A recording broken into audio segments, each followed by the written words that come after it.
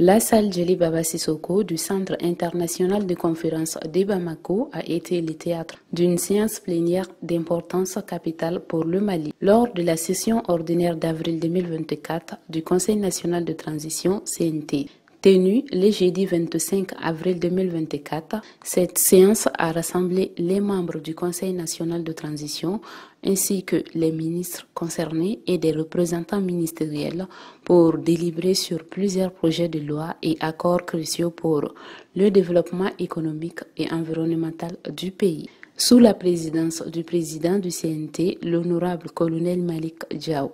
La séance a débuté par l'adoption des procès-verbaux des sessions précédentes. Ensuite, les délibérations ont débuté avec une série de projets de loi proposés par différentes commissions du Conseil. Le premier point à l'ordre du jour, présenté par les ministres de l'Industrie et du Commerce, a porté sur la modification de l'ordonnance numéro 09-016/P-RM concernant la création de l'Institut national de la statistique.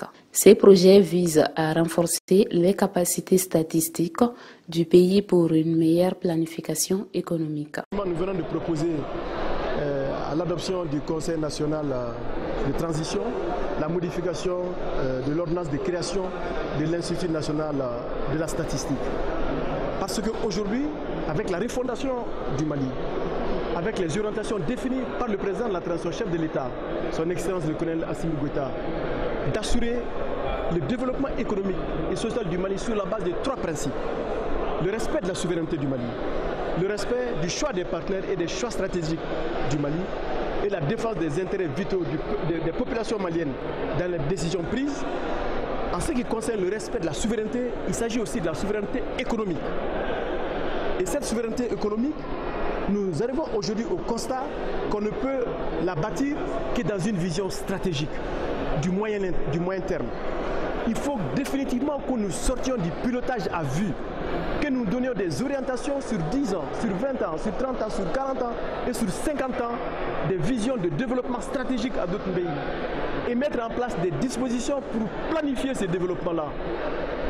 Et c'est en cela que nous avons introduit la modification de ce projet-là pour doter l'Institut de la statistique et des ressources et des compétences en matière de ressources humaines pour piloter à la fois la collecte des données, le traitement des données et la diffusion des données pour permettre au gouvernement de planifier sur du long terme ses choix stratégiques en matière de développement économique, social et culturel. L'importance des statistiques dans un système de planification, de développement et aussi pour les techniques quantitatives de planification du développement n'est plus à démontrer.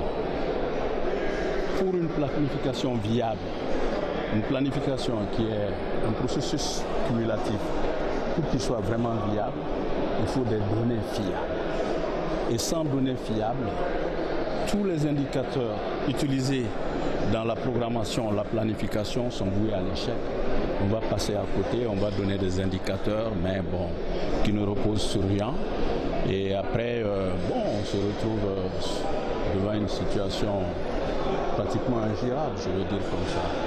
Et c'est la raison pour laquelle nous saluons hautement, nous applaudissons des 2 mains vraiment l'adoption de ce projet. Le deuxième et le troisième point ont tous 2 traités de la ratification d'accords de financement avec l'Association internationale de développement IDEA pour le projet Yenisira, visant le renforcement du réseau électrique et l'extension de l'accès à l'électricité au Mali. Ces projets sont cruciaux pour améliorer l'accès à l'énergie dans le pays et favoriser son développement économique. Ces 2 projets de loi aura beaucoup d'impact parce que ces 2 projets de loi vont surtout construire des lignes de transport. Parce qu'actuellement, il n'y a pas beaucoup de lignes de transport d'énergie. Donc quand on fait la production d'énergie, il faut quand même souvent transporter vers les zones de grande consommation, comme Bamako et environ. Et il n'y a pas suffisamment de lignes qui peuvent amener à ce niveau-là.